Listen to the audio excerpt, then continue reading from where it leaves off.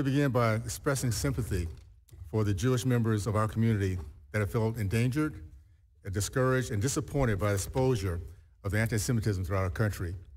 I also want to thank our witnesses for coming forward to testify and working with our committee during this difficult time of upheaval.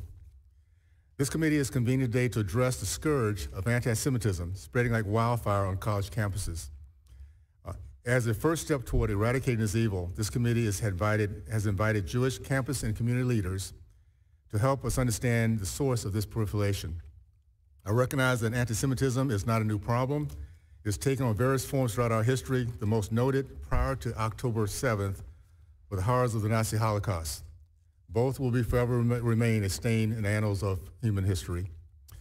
The modern form of anti-Semitism is more subtle, for it is often disguised under progressive political innuendos.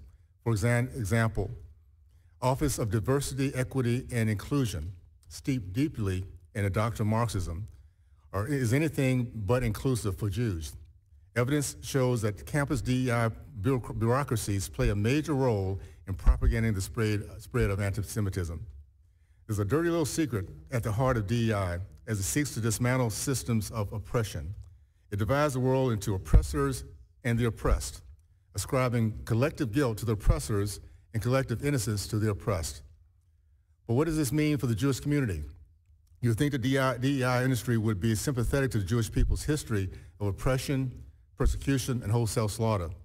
But no, the DEI hierarchy places the Jewish people at the very bottom of the oppression spectrum.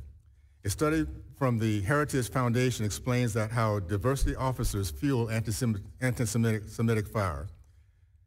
After searching through the Twitter feeds of 741 campus DEI personnel, the Heritage J. Green found that 96% of the Israel-related tweets were either critical of Israel or explicitly anti-Semitic.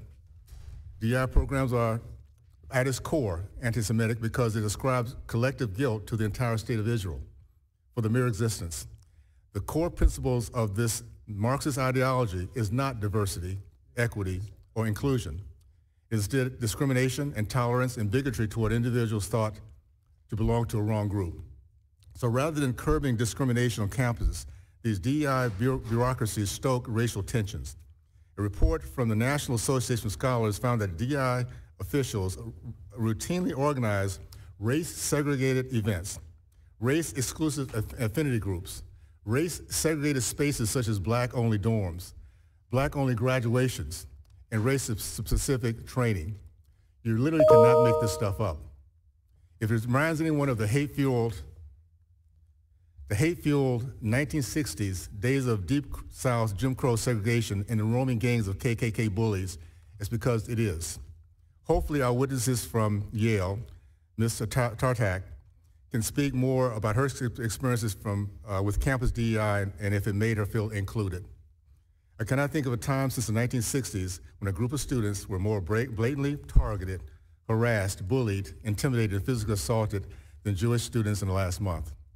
Swastika graffitied over campuses, Jewish students being segregated in classrooms by their professors, Jewish students at the New York City's Cooper Union being forced to lock themselves in a college library and later escorted out the back door.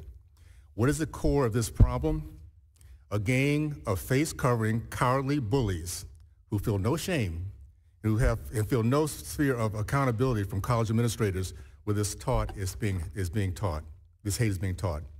Chants for genocide ring loudly. A Cornell history professor called the pure evil of the terrorist attack on civilian innocence exhilarating. While anti-Semitic speech might be free, it deserves our moral condemnation. With respect to all free speech, this committee fully supports students' rights to political expression. What we do not and will not support is terrorism and threats of violence. We can no longer support the use of taxpayer dollars to cultivate, nourish, and grow hate on our campuses. I look forward to hearing from our witness accounts of exclusive, and divisiveness that are now being propagated and promoted throughout our country. DEI definitely plays a large role in fomenting this hate. But in what other areas should we look at to hold our universities accountable? Once again, I thank you for being here. And with that, I yield to the ranking member for his opening statement.